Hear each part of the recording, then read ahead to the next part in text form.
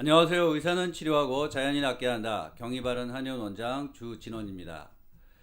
자, 공황장애를 지금까지 설명하는 관점은 이제 두 가지의 기본적인 관점이 있습니다. 실제로 이제 효과를 내고 있는 관점이죠.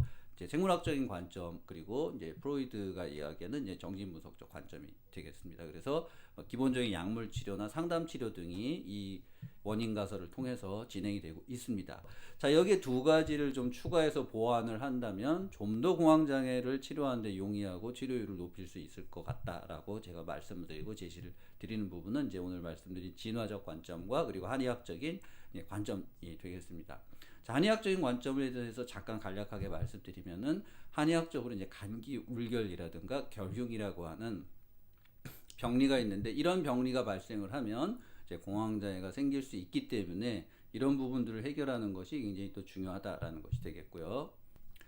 자, 이제 진화적 관점에서 우리가 공황장애를 어떻게 이해할 수 있느냐라고 하는 부분이 되겠는데요. 우리가 지금 현재 21세기에 지구상에 사는 인류가 인간이 한 80억 명 정도 된다고 이야기를 하고 있는데요.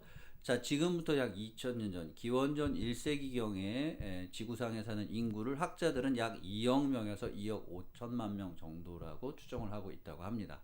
자, 그럼 여기서 시계를 다시 거꾸로 돌려서 1만 년 전, 2만 년 전, 3만 년 전, 아니면 그 이상 더 시계를 거꾸로 돌린다면 이 지구상의 인류가 몇 명이나 되었을까? 라고 생각을 한다면 저는 아마 1억 명은 안 되었을 것이다 라고 이제 저는 합리적인 추정이 아닐까 생각을 하게 되는데요.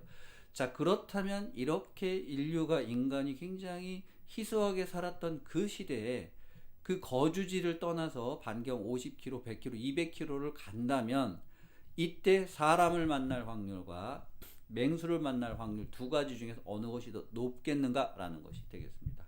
저는 제가 생각하기에는 사람을 만날 확률보다 맹수를 만날 확률이 아마 더 높지 않았을까라고 생각을 하게 되는데요. 중요한 부분은, 자, 고대인들에게는 집을 나서는 순간부터 맹수와 마주칠 확률이 높고, 이것은 바로 내가 죽을지도 모른다는 공포감에 가지고 늘 살 수밖에 없었다라는 것이 되겠습니다. 그래서 이 고대인들에게 공포감이라고 하는 것은 낯선 감정이 아니라 거주지를 떠나는 순간부터 가져야 될 굉장히 익숙한 감정이었다라는 것입니다. 자, 여기에서 이제 현대인들과 차이점은, 이 현대인들에게 공포감이라고 하는 것은 굉장히 낯선 감정이다라고 하는 것이죠. 우리가 지금 집을 나가는 순간부터 사람을 만날 확률과 맹수를 만날 확률을 생각하면 당연히 사람이 먼저 보이게 되고, 우리는 집을 나가서면서 집 밖은 위험해, 이불 밖은 위험해, 이렇게 살고 있지는 않다는 것입니다. 자, 공포라고 하는 것은 이제 감정적인 반응과 신체 반응 두 가지를 이제 표현하게 되는데요. 자, 사자를 눈앞에서 만나고 호랑이를 만난 인간에게서 어떤 공포 반응이 나타나는가를 한번 생각을 해본다면요.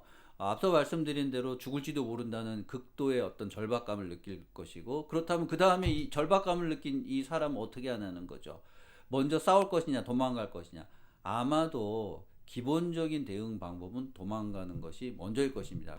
기본적으로 공포 반응에서 나타나는 이제 공포의 감정과 도망가라고 하는 이 본질이 뭐냐라고 한다면, 그것은 결국 공포감을 느꼈으니까 달려라. 달리기를 가능한 한 빨리 하라는 것이죠. 그래야 생존의 확률이 높아지니까. 그래서 일반적으로 우리가 공포를 느낄 때 심장이 빨리 뛰고 기관지가 확장되고 숨이 빨라지고 근육이 긴장되고, 이런 여러 가지 과정들이 결국에는 무엇이냐면 달리기를 하기 위한 신체 준비 과정이다라는 것이 되겠습니다. 자, 그렇다면 이 공포에서 나타나는 심리와 이 신체 반응과 공황 발작에서 나타나는, 흔히 나타나는 이 두 가지의 심리와 신체 반응을 비교를 해보자라고 생각을 한다면, 다른 분들은 어떻게 이야기를 하실지 모르겠습니다만 제 입장에서 볼 때는 이 두 가지가 결국에는 거의 본질적으로 동일하다라는 것이 되겠습니다. 자, 일반적인 공포의 반응과 공황 발작의 반응이 서로 같은 것이다라는 것은 무엇을 의미하는가라는 것이 되겠습니다. 자, 우리가 외부에서 사자나 호랑이나 또 칼등 강도를 봤을 때 놀라는 것처럼, 이 뭔가 우리 몸에서 일어나는 공황 발작도 무엇인가 분명히 놀랐기 때문에 이런 공포 반응이 나타난다라는 것입니다. 그럼 무엇에 놀랐는가라고 하는 부분, 이 부분에서 일반적인 공포 반응과 이 공황 발작이 같으면서 차이가 나타나는 부분이라고 생각할 수 있겠는데요. 자, 이 일반적인 공포에서는 사자든 호랑이든 칼을 든 강도든 명확한 어떤 대상이 존재를 하지만 이 공황 발작에서는 그 대상이 외부에 있는 것이 아니라 내부에 있다라는 것이고요. 그 내부에 그럼 무엇이 있길래 뇌는 이것에 놀랐는가라는 것을 우리가 생각을 해본다면, 저는 이 뇌는 내 몸에서 나타나는 사인에 놀라고 있다라고 이야기를 드리는 것입니다. 자, 그래서 공황이라고 하는 것은 일반적인 공포의 변형이다라고 제가 이야기를 드리는 것이고요. 그렇다면 이 계속 지속적으로 공포를 일으키는 내부의 그 무엇, 내 몸 안에 있는 그 무엇은 무엇이겠느냐라고 이야기를 한다면, 그것은 저는 공황장애에서 나타나는 예기불안과 흔히 같이 동반되는 건강염려, 이 두 가지가 공황에서 나타나는 공포를 일으키는, 변형된 공포를 일으키는 내 안에 있는 호랑이와 같은 역할을 하고 있다라고 이야기를 드리는 것입니다. 자, 눈앞에 있던 호랑이가 내가 도망을 좀 나와서 100m, 200m 밖에 떨어져 있다면 일단 극단적인 공포감은 조금 가실 것입니다. 그런데 호랑이가 100m, 200m 밖에서 계속 나를 잡아먹으려고 어슬렁거리는 한 내가 갖고 있는 공포와 불안이 궁극적으로 사라질 것이냐? 저는 그렇지 않을 것이라고 생각을 하게 되는데요.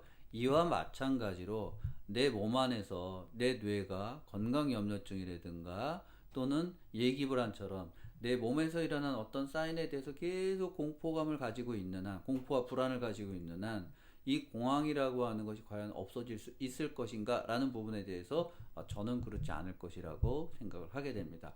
물론 이제 이 공황장애를 겪는 분들에게 굉장히 1차적인 제일 중요한 관심사는 공황 발작을 진정시키는 것, 두 번째 공황과 관련된 신체 증상을 해소하는 것이지만, 그런 외부의 공황 발작과 신체 증상은 일반적인 이제 공포 반응일 뿐이다라는 것이죠. 궁극적으로 내 안에 공포를 유발하고 있는 그 호랑이가 무엇이냐? 저는 내 몸 안의 사인에 대해서 계속 지속적인 불안과 공포를 유발하는 예기불안이나 건강염려가 내 몸의 공포와 불안을 일으키는 호랑이 같은 역할을 하고 있다.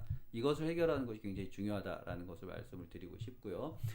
자, 그럼 우리가 이것을 어떻게 해결할 것이냐라고 하는 부분에서 현재까지 이제 이 뇌과학자들이 제시하고 있는 이제 중요한 방법의 하나로서 이제 위험 재평가술이라고 이야기를 하고 있습니다. 자, 이 뇌과학자들이 얘기한 이제 뇌의 굉장히 중요한 원리 중에 하나가 이제 재방송이라고 하는 이런 이제 프로세스를 거친다라고 합니다. 하나의 신호가 만들어지면 그것이 계속 신호를 빙빙 돌면서 이 신경 신호를 돌면서 재방송이라고 하는 이런 형태를 띠게 되는데, 자, 위험 재평가술이라고 하는 것은 무엇이냐면 내가 실제 위험하다고 느끼는 것에 대해서 질문을 던지는 것입니다. 이게 정말 위험해? 정말 위험해? 라고 질문을 던지는 것인데요. 단순히 내가 지금 예기불안과 또는 건강염려로 계속 시달리고 있는데 나는 불안하지 않다라고 이야기를 하는 것보다, 내가 지금 갖고 있는 내 몸에 대해서 내가 좀 심장이 뛰는데 이 심장이 좀 이상한 거 아니야? 또 어지러우면 이거 좀 뭐 뇌에 문제 있는 거 아니야? 소화가 안 되면 내 몸에 굉장히 뭐 심각한 뭐 암이 있나? 이러한 이제 그 불안과 공포를 가지게 되거나, 또는 지하철을 탈 때 지하철에서 또 이 공황 발작을 겪으면 어떡하지? 공황 발작 또 나타나는 거 아니야? 이런 이제 계속 그런 공포와 불안을 가지게 되는데, 이 부분에 대해서 계속해서 질문을 던져야 된다는 것입니다. 그래서 정말 위험한가? 정말 문제가 있는 것인가? 라고 해서 내가 갖고 있는 그러한 그 공포와 불안이 과연 합리적이고 적절한가에 대해서 계속해서 평가를 다시 해보는 것이 이 공포와 불안을 해결하는데 굉장히 중요한 과정이다라는 것을 제시를 하고 있고요. 공황 발작이 진정이 돼도 우리를 괴롭히게 되는 이 예기불안과 건강염려, 이것의 근원이 어디에 있으며 이것을 어떻게 해결할 것인가라고 하는 부분에서 우리는 이제 이것이 진화론적 관점에서 변형된 공포로 우리 안에 있는 호랑이다라는 것을 이제 말씀을 드렸고요. 자, 이것을 해결하기 위해서 이제 뇌과학자들이 제시하고 있는 이제 위험 재평가술, 위험 재평가 테크닉이라고 하는 것을 말씀드렸습니다. 그래서 여러분들이 혹시 지속적으로 이 두 가지를 가지고 시달리고 계시다면 이런 부분을 한번 적용하신다면 치료를 하는데 조금이라도 더 도움이 될 수 있지 않을까 생각을 하게 됩니다. 그래서 제가 오늘 준비한 정보가 여러분들에게 크게 도움이 되셨기를 바라겠습니다. 감사합니다.